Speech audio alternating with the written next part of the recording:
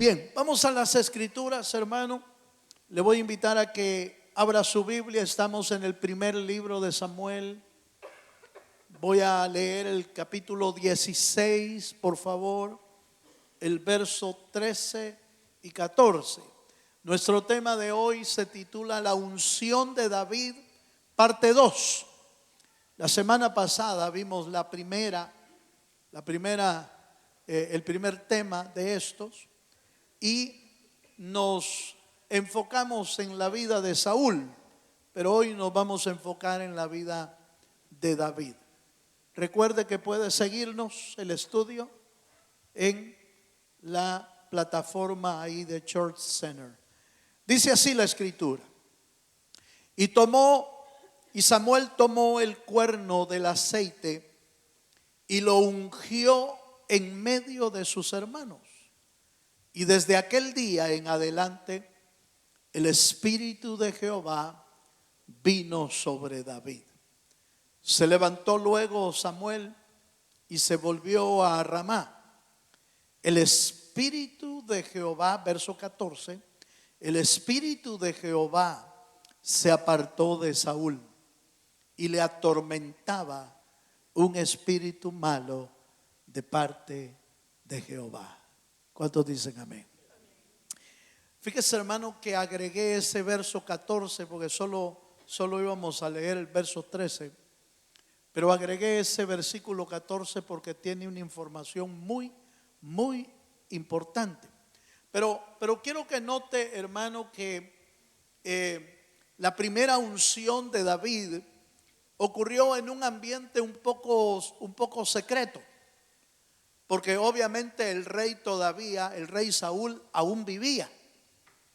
Y aunque Samuel ya le había sido dada la orden de ir a ungir a uno de los hijos de Isaí, aún Samuel mismo tenía miedo. Lo leímos la semana pasada cuando dijo: pero Señor, ¿y cómo voy a hacer si el rey Saúl lo sabe? Me va a matar. Y entonces Dios mismo le dio la forma y le dijo: tú di que vas a ir a hacer sacrificios a Belén y no digas más. Eso fue todo. Y cuando llegó a Belén, si usted se acuerda, leímos que toda la ciudad de Belén salió a preguntarle: ¿vienes en paz o vienes con juicio? No, les dijo: vengo a ofrecer sacrificios de paz para el Señor. Entonces la unción de David fue un poco en secreto, aunque el sacrificio fue público. Pero fíjese que el secreto era necesario por los peligros, por el peligro de Saúl, ¿verdad? Era necesario. Pero cuando fue ungido, ya usted conoce la historia, no me voy a detener mucho en todo lo que pasó, cómo llamó a los 7 hijos y después se quedó. ¿Y dónde está? Todavía falta uno, hay alguno más, manda a traerlo, ¿verdad? Pero fíjese, hermano, que en la unción el Espíritu de Jehová vino sobre David. Es interesante. Póngale atención a esto. Yo honestamente, hermano, le tengo que ser sincero. Yo no lo había visto en este ángulo. No lo había visto jamás. Lo había leído, lo había estudiado. Pero si usted ve el versículo 13, el Espíritu de Jehová viene sobre David. Y el verso 14 dice: y Jehová se apartó de Saúl. Como que se salió de aquí y se vino para acá. ¿No? ¿Me doy a entender? Exactamente en el mismo momento. Eso es lo que yo no había visto. Yo había visto que el Espíritu de Jehová se fue de Saúl, que había llegado donde David, pero no lo había notado de esta manera. Exactamente en el mismo momento que David recibe del Espíritu, se sale de Saúl. Si usted lo ve así literal, verso 13, verso 14. ¿Me doy a entender, hermano? Eso es algo tremendo, porque ya estaba trasladándose el Espíritu de Dios a David. Y hay otro detalle impresionante. Cuando Saúl se quedó sin el Espíritu de Jehová, otro espíritu vino sobre él. Vino otro espíritu que lo atormentaba. Eso me impresionó. No, ya lo sabía, pero me impresionó el momento exacto y cuán terrible es que el Espíritu de Dios se aleje de uno, hermano. Mire lo que voy a decir, y el que tenga oídos para oír, que oiga. Cuando el Espíritu de Dios está en nosotros, nosotros somos casa y morada de Dios. Cuando el Espíritu de Dios se va de nosotros, nos podemos volver cueva de espíritus y de espíritus que atormentan. Qué terrible, porque Saúl empezó a caer en ese tormento de espíritus y siguió reinando. Eso es lo más tremendo, hermano. Eso es lo más tremendo, que siguió reinando con espíritu de tormento y ya sin el Espíritu de Dios. Siguió reinando. ¿Se puede seguir operando en lo que Dios lo había puesto sin tener al Espíritu de Dios? Eso está tremendo. Eso lo vamos a ver en otro momento. Pero está tremendo. Ahora, ¿por qué el Señor no puso a David como rey de inmediato? ¿Por qué no lo puso? Porque ya vino, ya lo ungieron, lo unge Samuel, ya vino el Espíritu de Dios sobre él. ¿Por qué no lo pusieron como rey? Bueno, hay varias razones. Dios no lo llevó inmediatamente al trono, porque lo tenía que capacitar, fortalecer, enseñar lo que es misericordia, y le permitió sentir lo que era la persecución de Saúl mismo. Lo persiguió, pero para aprender a depender totalmente del Dios de los cielos. Dele un fuerte aplauso al Señor, sí, Señor. Es que fíjese, hermano, que Dios no acelera los procesos de la unción, aunque ya esté presente. Dios no acelera el proceso. La preparación es indispensable para alcanzar el propósito de Dios. Por eso mucha gente a veces recibe llamados de Dios o recibe algún don de Dios y empieza a decir, pero ¿y por qué no me ponen? ¿Y por qué no me han puesto? Si a mí Dios me usa. ¿Y por qué pues? Algo le está enseñando el Señor. Es que no se trata de cuando yo quiero que me pongan. Se trata de cuando Dios te quiere poner. Dele un aplauso al Dios de los cielos. Así es el asunto. Vaya. Ahora, el primer libro de Samuel, capítulo 15, verso 22, nos recuerda un principio fundamental para permanecer firme en Dios. Esto se lo mencioné la semana pasada un poco. Voy a recordarlo. Primer libro de Samuel 15, 22. Dice así: y Samuel dijo: se complace Jehová tanto en los holocaustos y víctimas como en que se obedezca a las palabras de Jehová. Ciertamente el obedecer es mejor que los sacrificios, y el prestar atención que la grosura de los carneros. Si usted ya leyó el capítulo 15, va a recordar que Saúl no había obedecido la voz del Señor. Él había hecho lo que el pueblo le dijo. Le dijeron que tenía que liquidar y destruir a Amalek, y él no lo hizo. Él guardó el ganado, guardó lo más valioso, el botín, perdonó al rey y bueno, un montón de cosas que no tenía que hacer, pero que las hizo. Y entonces Samuel, cuando trae el juicio de Dios a la vida de Saúl, le dice: ¿en qué se complace Dios? ¿En qué verdaderamente se complace Dios? ¿Se complace en los sacrificios? ¿Se complace en la sangre de las víctimas? ¿Se complace, hermano, en tu sacrificio, en tu ofrenda? ¿Se complace más Dios en tu servicio? ¿Se complace Dios más en tu canto que en la obediencia? La obediencia es primero. Allí debemos de entender cuál fue la razón por la que Saúl en el camino tuvo que ser desechado. Sí, se esforzó a ofrecer sacrificios, se esforzó a atender la necesidad del pueblo, al menos las peticiones del pueblo, se esforzó, pero Dios le dijo: pero no me obedeciste, no obedeciste mi palabra, no obedeciste lo que yo te mandé. Y muchos de nosotros podríamos caer en ese error, hermano, creyendo que estamos haciendo el bien, que estamos sirviendo, que estamos cantando. Oiga lo que voy a decir y no me lo vaya a tomar a mal. No vaya a decir: el pastor dijo. No vaya a ser, hermano, que estemos en todos los cultos de la semana, pero no estemos obedeciendo la voz del Señor.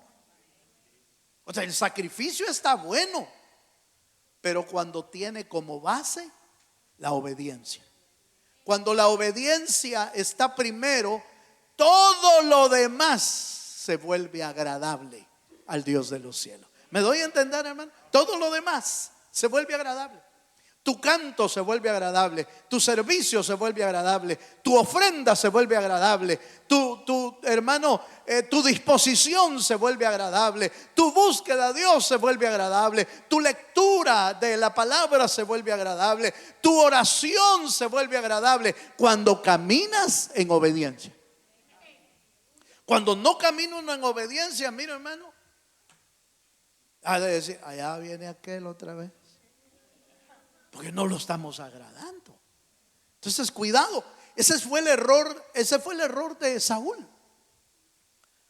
En lugar de obedecer, desobedeció. Y eso ya lo vimos la semana pasada, lo llevó a su caída. Una caída estrepitosa.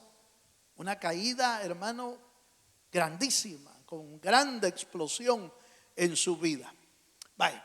Leamos, hermano, la obediencia es más importante, anoté aquí, la obediencia es más importante que cualquier acto religioso.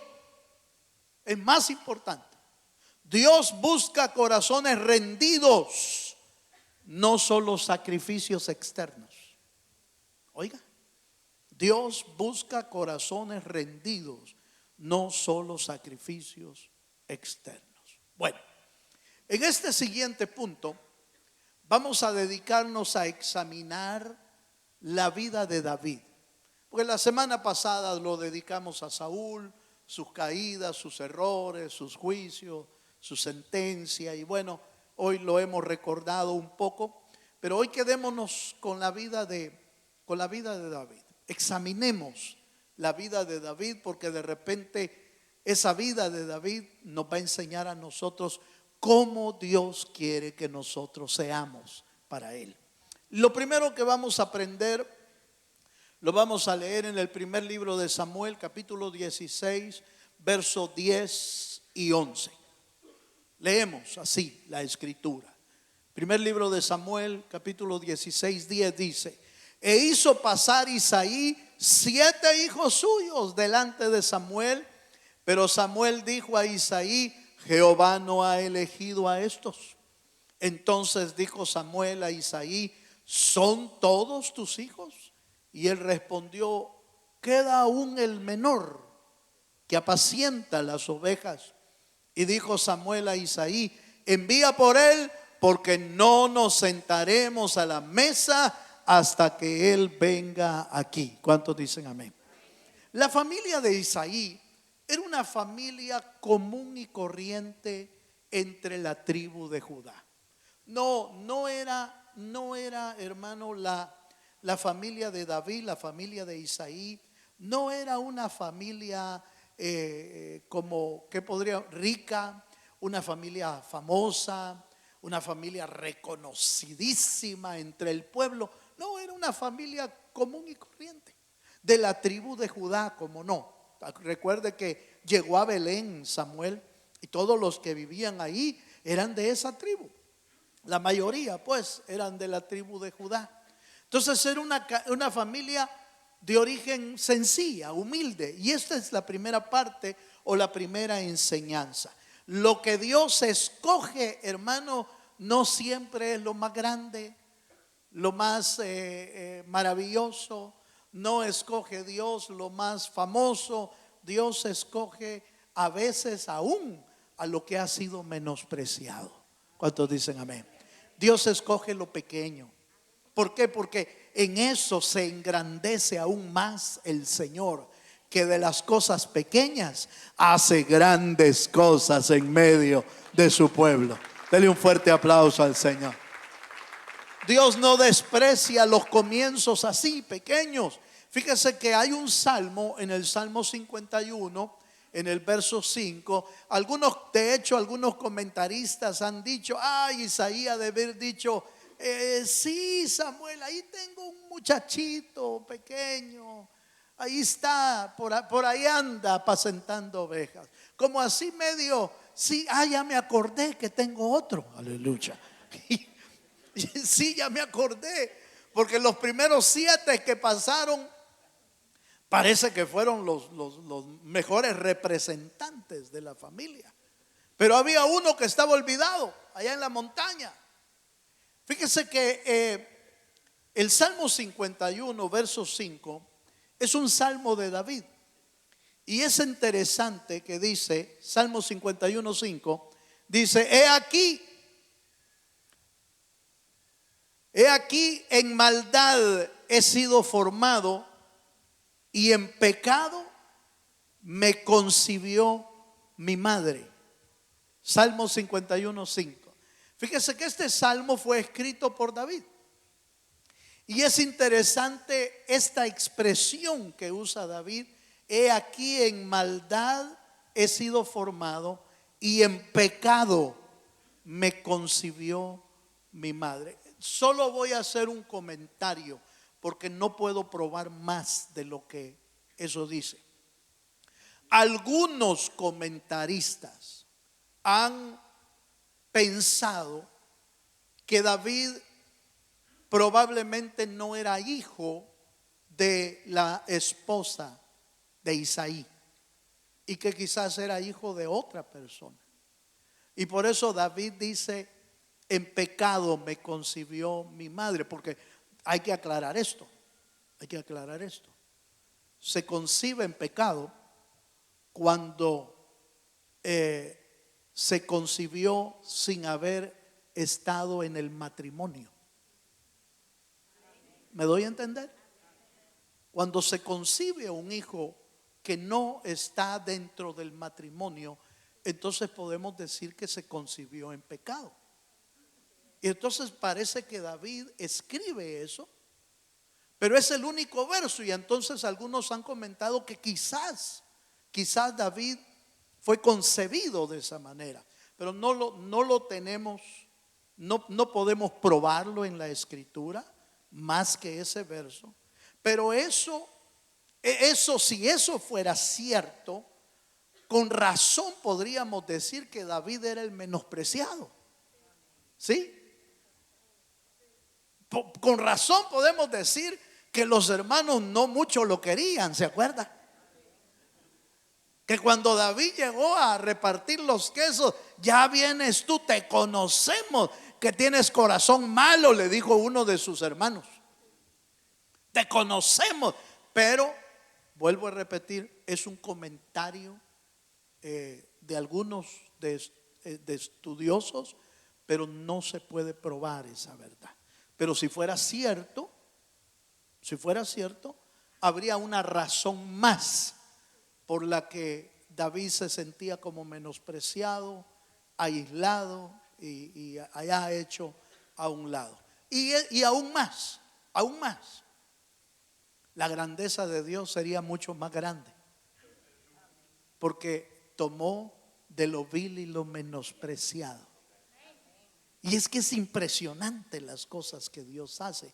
Por ejemplo, todas las mujeres estériles de la Biblia fueron mujeres a las que Dios eligió para que de ellas viniera el Mesías, el Hijo de Dios. Y algunas de las mujeres que Dios escogió, viera usted, hermano, viera usted quiénes eran. Tenían una historia terrible y sin embargo Dios las escogió. Porque eso nos enseña que no importa cuán grandes pecadores hayamos sido, Dios puede hacer algo de nuestra vida y algo bueno y maravilloso de nosotros. No hay excusa haber nacido en un ambiente de pecado, en un ambiente de maldad, en un ambiente de destrucción. No hay excusa para permanecer arruinado toda la vida. Si Dios está en el corazón, Él hace nuevas todas las cosas en la vida de alguien. Así es. Por eso no podemos menospreciar a nadie, de dónde vino, cómo vino y de qué familia vino. No podemos menospreciar a nadie, porque Dios hace grandes cosas de ellos, como lo ha hecho con nosotros y de David también. Por eso en uno de los salmos, el Señor en uno de los textos le dice: recuérdate de dónde te traje, de detrás de la majada te llamé, como diciendo, el último, pero a ti te escogí. Bueno, número uno, entonces, Dios no desprecia los comienzos pequeños. La humildad es el terreno donde Dios deposita su gracia. ¿Cuántos dicen amén, hermano? Número dos, veamos un segundo perfil de David. Estamos viendo el perfil de origen humilde, número uno. Número dos, primer libro de Samuel 17:34 dice: David respondió a Saúl: tu siervo era pastor de las ovejas de su padre, y cuando venía un león o un oso y tomaba algún cordero de la manada, salía yo tras él y lo hería y lo libraba de su boca, y si se levantaba contra mí, yo lo echaba mano de la quijada y lo hería y lo mataba. ¿Cuántos dicen amén, hermano? Mira, hermano, un pastor de ovejas peleando con osos, peleando con leones. Es increíble que Dios forma líderes cuidando ovejas antes de gobernar. Antes del gobierno hay cuidado de ovejas. Aleluya. Antes de liderar hay que hacerlo más pequeño. Antes de gobernar nos van a probar si tenemos el carácter para cuidar lo que Dios nos ha dado. ¿Cuántos dicen amén, hermano? Entonces, note, hermano, que la fidelidad en lo pequeño siempre nos lleva a hacer grandes cosas en el Señor. De hecho, el Señor se encarga, por ejemplo, el Señor siempre se encarga de llevarnos a los que son fieles en lo poco. ¿Se acuerda que así dice la Biblia, hermano? El que es fiel en lo poco será puesto sobre ¿qué, hermano? Sobre lo mucho. Entonces Dios siempre va a delegar primero. Si el Señor te quiere usar en algo, hermano, si el Señor quiere usarte en algo, siempre te va a dar primero lo poco. Siempre te va a dar primero. ¿Por qué? Porque así es como Dios va preparando nuestra vida.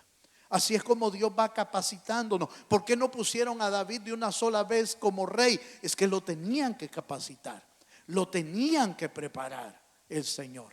Bueno, número 3, primer libro de Samuel 16:17. Fíjense que otro otra característica de David es que era buen músico. Aleluya. Hay de los músicos que no son muy buenos. No, pero eso es en otro lado. ¿Verdad? Hay de los músicos. Porque Dios nos manda a ser buenos músicos, buenos adoradores. Usted dirá, eso no tiene nada que ver conmigo. ¿Cómo no? Si usted tiene un instrumento, su vida es un instrumento de alabanza y de adoración. El canto, las palmas, sus labios son instrumento para adorar al Dios de los cielos. Dice el primer libro de Samuel 16, 17: y Saúl respondió a sus criados: buscadme pues ahora alguno que toque bien. No pidió uno que toque mal, ¿verdad? No pidió uno que toque mal. Tráiganme uno que toque bien y traédmelo. Entonces uno de los criados respondió diciendo: he aquí, yo he visto a un hijo de Isaí que sabe tocar. Oiga esto, que sabe tocar, es valiente y vigoroso, hombre de guerra, prudente en sus palabras, hermoso, y además Jehová está con él. Hermano, mire qué característica, qué es lo que Dios está buscando.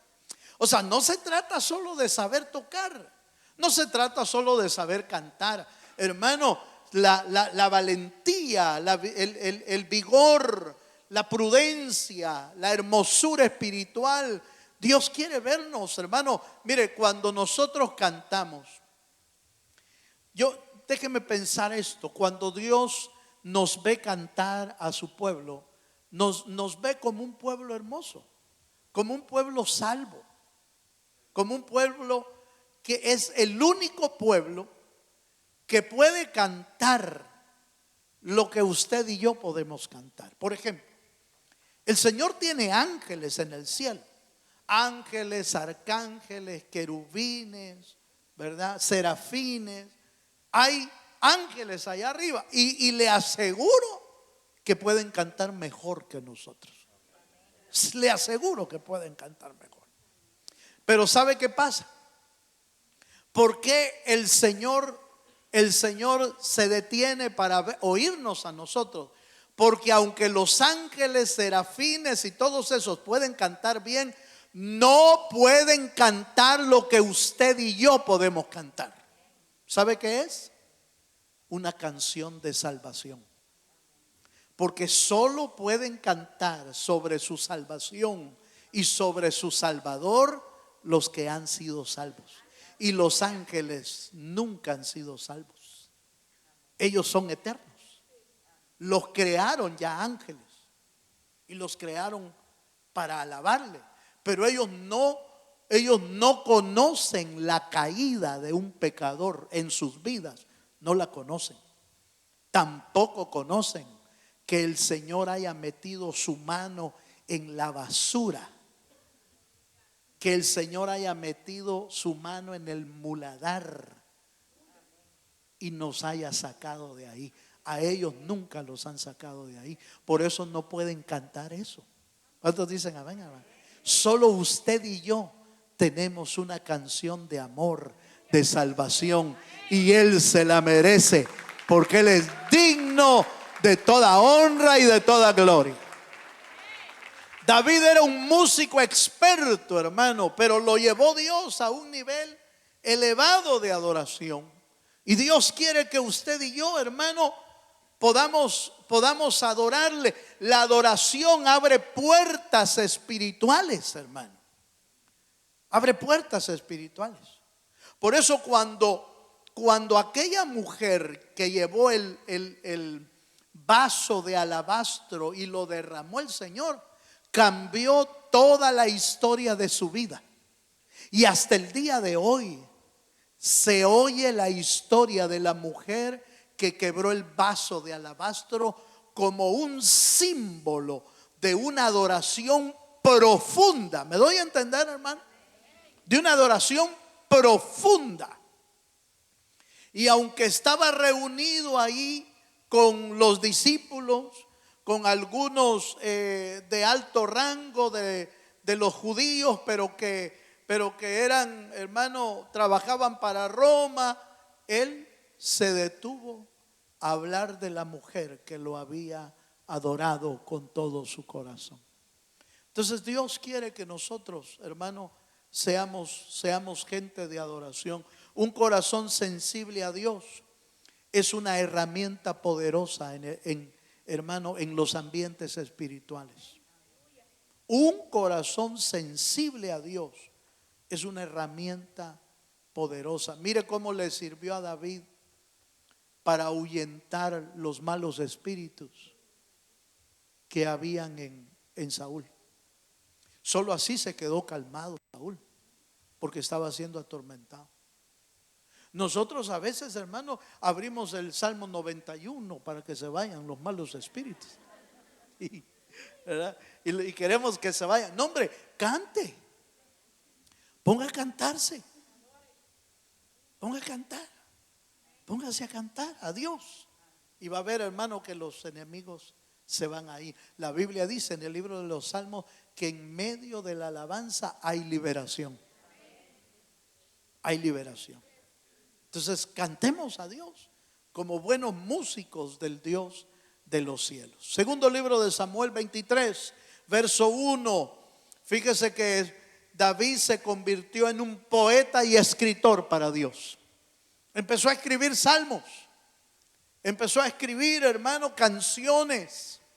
Empezó a escribir poesía para el Señor. Hermano, los verdaderos adoradores escriben cosas para Dios.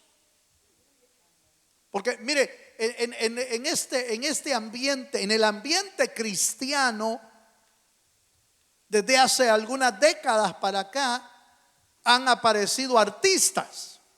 Aleluya. Pero la Biblia no les llama artistas. Es que Dios no anda buscando artistas, Dios anda buscando adoradores en espíritu y en verdad. Eso es lo que Dios anda buscando. Adoradores. Por supuesto, nos alegra que hayan hermanos que compongan, que escriban y que saquen cantos que después sirvan en medio del pueblo de Dios para alabar al Señor. Qué bueno, qué bueno. Eso es lo que Dios está buscando. Fíjese que en segundo libro de Samuel 23:1 dice: estas son las palabras postreras de David. Dijo David, hijo de Isaí. Dijo aquel varón que fue levantado en alto, el ungido del Dios de Jacob, el dulce cantor de Israel. Ese es David. Salmo 45:1. Mire lo que escribe ahí el salmista. Salmo 45:1 dice: rebosa mi corazón con palabra buena. Dirijo al rey mi canto, y mi lengua es pluma de escribiente muy ligero. Oiga, fíjese que la lengua de David se convirtió como una pluma. Por ejemplo, para el poeta, para el escritor, para el novelista, para el que hace cuentos, la pluma para él es como su lengua. Lo que piensa, en lugar de hablarlo, lo escribe. Y hacen grandes, hermano, algunos grandes éxitos, grandes poemas y esto y lo otro. David componía canciones para Dios y las escribió. No todos los ¿cuántos salmos son, hermano, en la Biblia? Aleluya. Alguien le dijo a un hermano: busque el Salmo 151, por favor. Y el hermano va de buscar y buscar. Fíjese que mi Biblia no tiene el 100. Es que no existe, pues.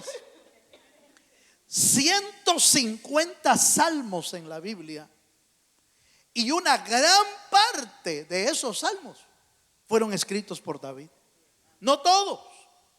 Pero usted se imagina, hermano, todo lo que escribió David es enorme. Pablo escribió no canciones, escribió palabra revelada para el Dios de los cielos. ¿Cuántas cartas, hermano, fueron escritas por Pablo? Entonces de repente, hermano, mire, en lugar de hacer otras cosas y quiere cantarle a Dios, empieza a escribirlas, hombre. De repente Dios te da una canción para Dios. Aleluya. Amén, hermano. De repente Dios le da una canción de alabanza, una canción de adoración, una canción de exaltación. Yo no sé de qué le puede dar el Señor, porque David no vaya a creer que solo le dio cantos de adoración, le dio cantos de guerra, por ejemplo. Le dio cantos de guerra. Le dio cantos de desesperación pidiendo auxilio, y lo escribió y se volvió un canto. Escribió cantos, hermano, aun cuando estaba atormentado por su pecado. Lo escribió y quedó como un salmo. Mientras callé mi pecado, se agravó la mano de Dios sobre mi vida, y mi verdor se convirtió en sequedad de verano. Pero cuando clamé al Señor, el Señor oyó mi clamor y perdonó mi pecado. Un canto, hermano, porque en su desesperación del pecado le tocó clamar a Dios para que Dios lo perdonara. Qué maravilla, hermano. Yo lo animo, cuando usted quiera escribir algo, escríbalo y tráigaselo a Balmorito. No vaya a esperar que ya salga un hit. Y por favor, no vaya a esperar que ya mañana estemos grabando. No. Usted tráigalo. Y olvídese de eso, olvídese. Pero de repente podría darle una canción al Señor, alguna palabra de Dios para su vida. David tenía esta característica, un corazón lleno de Dios. Oiga esto, oiga lo que voy a decir. Un corazón lleno de Dios siempre tendrá algo bueno para expresar. Oiga lo que la boca habla de alguien. Oiga. Si siempre habla amargura, eso es lo que tiene en el corazón. Si siempre habla mentiras, eso es lo que tiene en el corazón. Si siempre solo está criticando, eso es lo que hay en el corazón. Porque un corazón bueno y un corazón lleno de Dios siempre tiene algo bueno que expresar. Hermano, eso se lo está inventando. La Biblia lo dice. De lo que hay en el corazón, ¿qué dice, hermano? Habla la boca. Entonces, si hay algo bueno en el corazón, expréselo en canto o escríbalo y déselo a Dios como algo que viene del corazón. La intimidad en adoración con Dios también produce revelación. Oiga esto. Cuando usted y yo tenemos una buena relación con Dios, te puede dar un canto de alabanza para Él. Pero cuando tú y yo tenemos una buena intimidad con Dios, te puede dar revelación de Dios. ¿A qué me refiero con revelación de Dios? Por favor, no me vaya a malinterpretar. No estoy hablando de una revelación nueva. Tiene que ser una revelación bíblica, algo que ya está en la Biblia, pero que para ti no lo habías entendido. Entonces la revelación es, oiga esto, la revelación de Dios es que el Espíritu de Dios te alumbre en cuanto a una verdad bíblica. Y entonces para ti se convirtió en una revelación de Dios. ¿Sí? ¿Me doy a entender? A eso me refiero con revelación. Con una revelación bíblica de la palabra, y el Espíritu te lo alumbra y entonces se hace vida en tu corazón. ¿Cuándo viene eso? Cuando adoramos, cuando tenemos intimidad con Dios. Eso es lo que no tenía Saúl. ¿Se recuerda, hermano? David tenía esa relación con Dios. David tenía esa relación de intimidad con Dios. Le cantaba, le adoraba, le exaltaba. Se agarraba su arpa, mire hermano, y se iba a cantarle al Señor. No, él solo. No necesitaba público. Él solo se iba a cantar.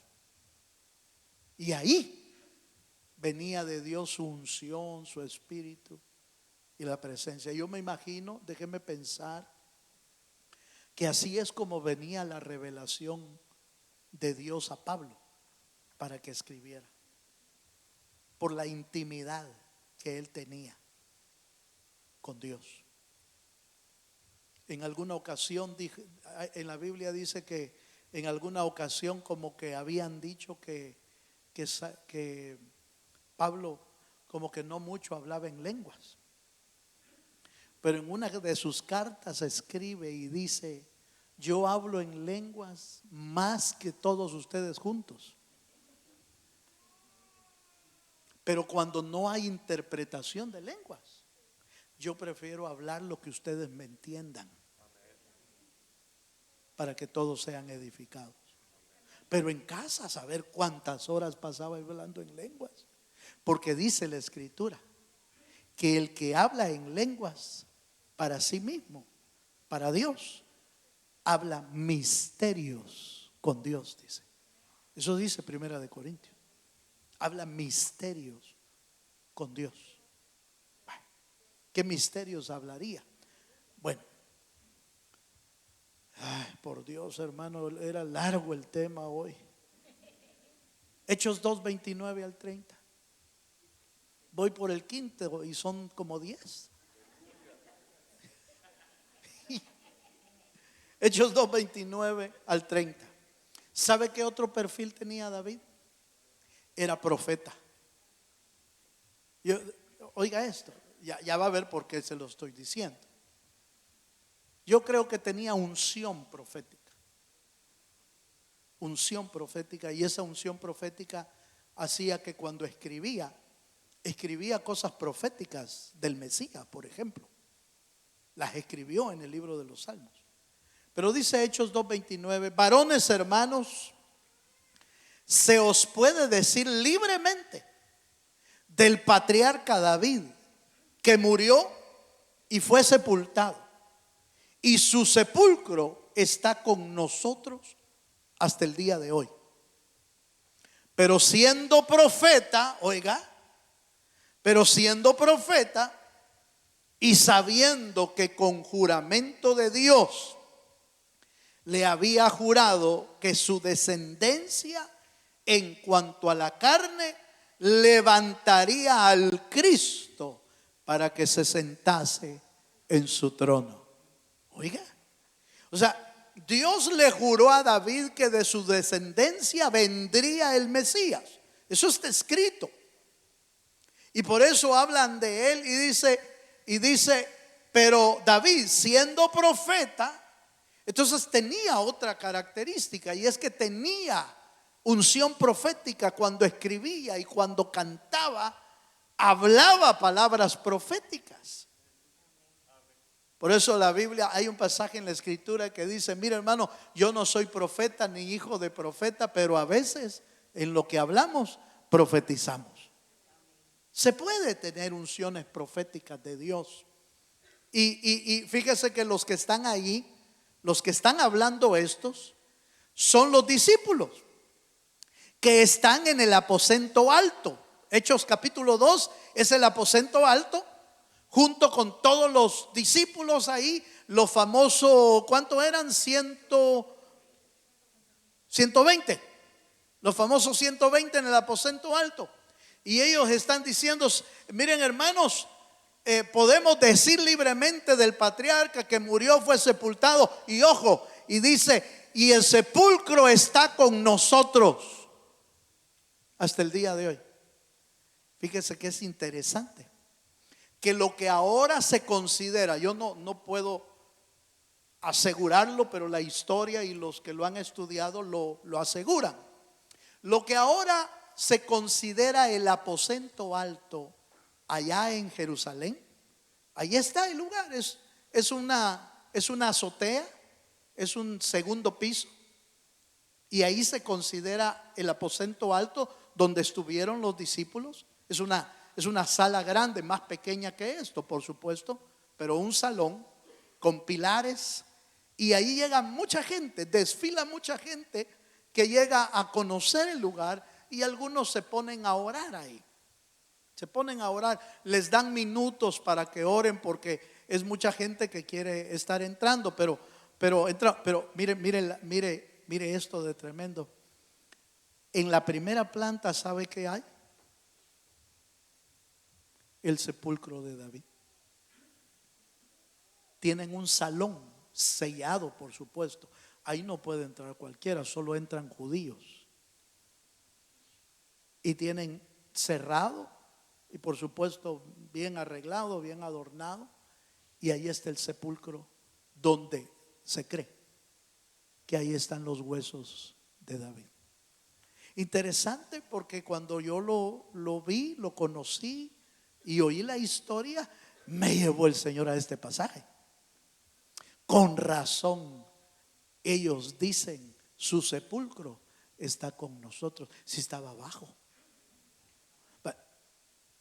dejémoslo ahí. Usted investigue y va a ver que así es. Donde se cree que fue el aposento alto, abajo está la tumba de David, y enfrente del edificio, ¿se acuerda que le conté alguna vez que había como un monumento de David que habían hecho? Eso no lo hicieron los judíos, porque los judíos no hacen eso. Los judíos no hacen estatuas, para ellos eso es aborrecible.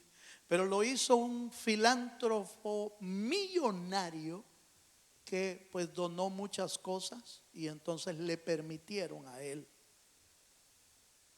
hacer esa escultura.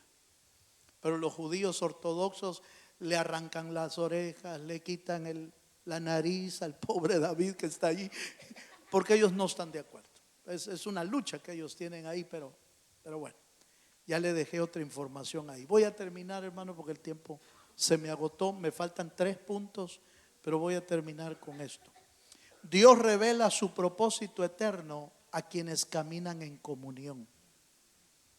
Dios lo revela. Probablemente no seas profeta, pero te puede revelar Dios muchas cosas. Muchas cosas de tu vida, muchas cosas de tu familia, a través de la palabra y a través de su espíritu.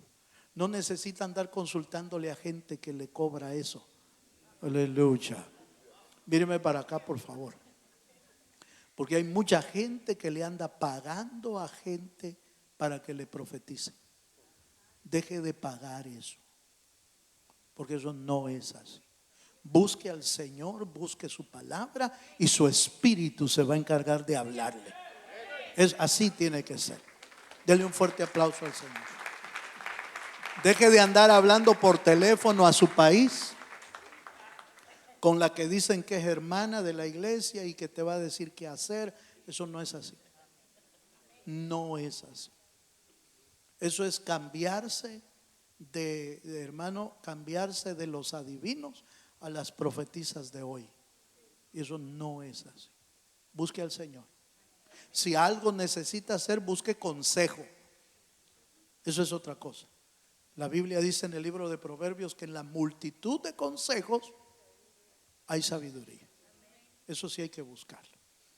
Termino porque se me acabó el tiempo y usted se va a tener que ir. Hechos 13:22. Le quedo debiendo, ¿qué? Vamos a ver. 1, 2, 3. Hechos 13:22 es mi conclusión. Póngase de pie de una vez, porque si no le sigo. Y dice así la escritura. Hechos 13:22 dice: quitado está hablando de Saúl, quitado les levantó por rey a David, de quien dio también testimonio diciendo: he hallado a David, hijo de Isaí, varón conforme a mi corazón, quien hará todo lo que yo quiero. ¿Por qué Dios dejó a Saúl tanto tiempo, hermano? Para enseñarle al pueblo que las consecuencias de escoger humanamente se pagan aquí en la tierra. Pero la misericordia de Dios escogió al futuro rey David para enseñarles que vendría el que va a tener misericordia de nosotros de por vida. Lo dejó Saúl ahí reinar mientras preparaba y capacitaba a David. Pero el pueblo sufrió con un rey loco como Saúl. Sufrió, pero fue las consecuencias de su mal escoger. Pero escogió a David, quitado el rey Saúl, levantó por rey al que es conforme al corazón de Dios. Amados, somos bienaventurados porque el rey que Él ya escogió para nosotros se llama Jesucristo, el Hijo del Dios viviente. Cierra tus ojos un momento. Padre, en el nombre de Jesús, gracias te damos por permitirnos adorarte, por permitirnos estudiar tu palabra. Señor, que el perfil que hemos hablado de David se pueda formar en nosotros también. De lo vil y lo menospreciado hace Dios grandes cosas. Nos escogió de la nada, pero Dios puede hacerte un hombre y una mujer de Dios que te use de una manera especial. Yo oro a Dios para que el Señor te haga desarrollar el talento o el don que tienes. Si eres músico, si eres escritor, si eres servicial, si eres amoroso, si eres misericordioso, que Dios desarrolle tu don.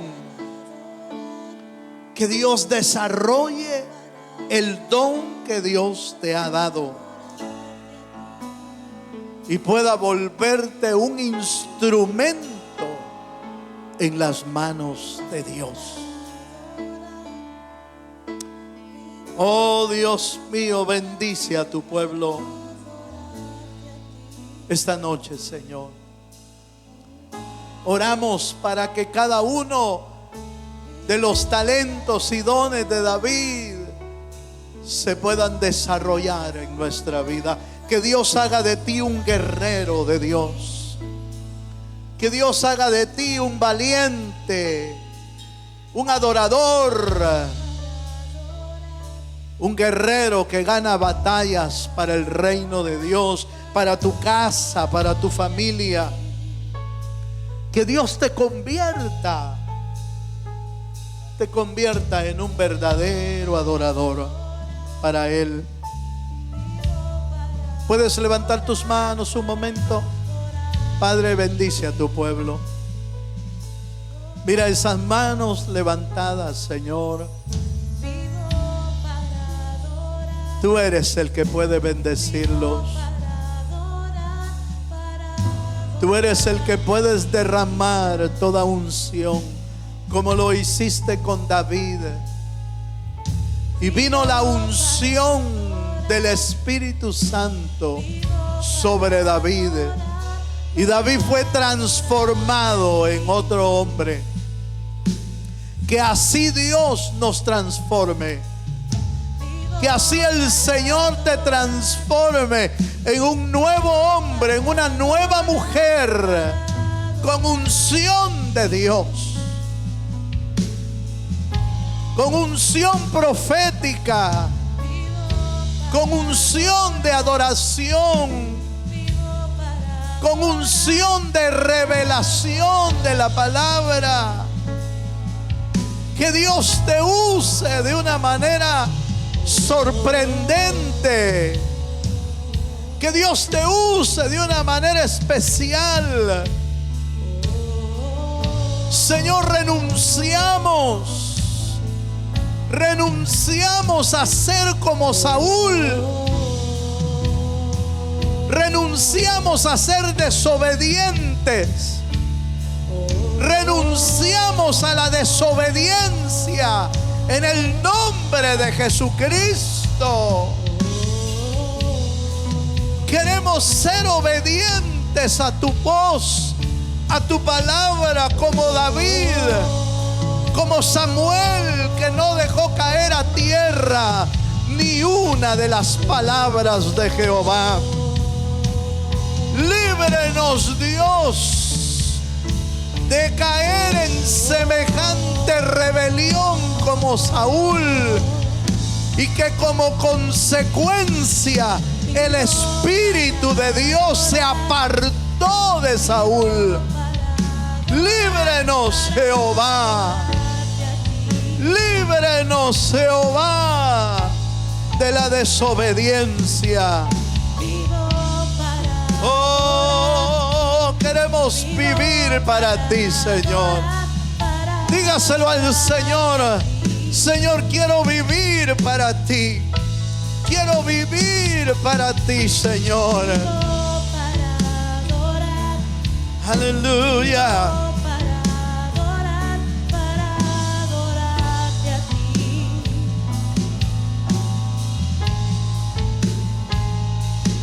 Aleluya. Díselo como una canción de adoración. Oh, sí, mi Dios, vivo. Oh, sí, Señor.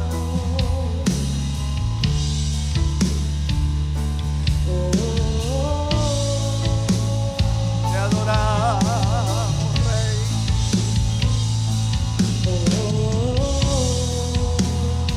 Te adoramos, Señor. Una vez más, vivo para adorarte, Señor. Vivo para Díselo, hermano. Díselo como una oración. Una oración de amor.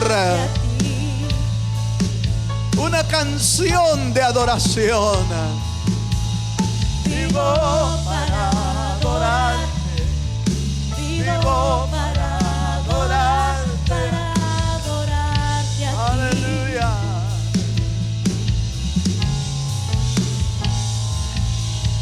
Vivo para adorarte. Así es. para adorarte a ti. Te bendecimos, Señor. Vivo para adorar.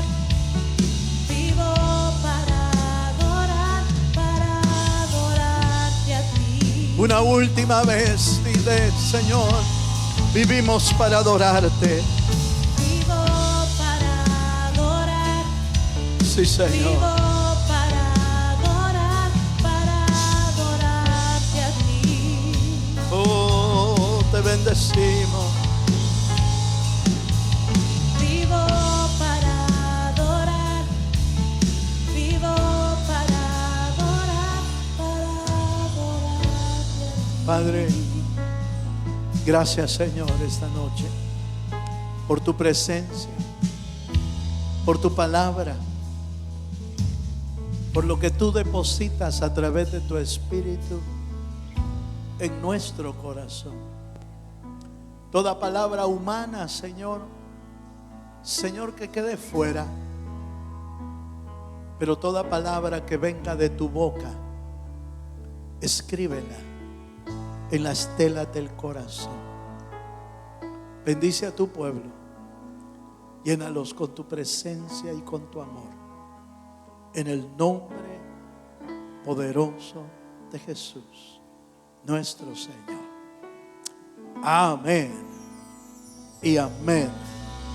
Le damos un fuerte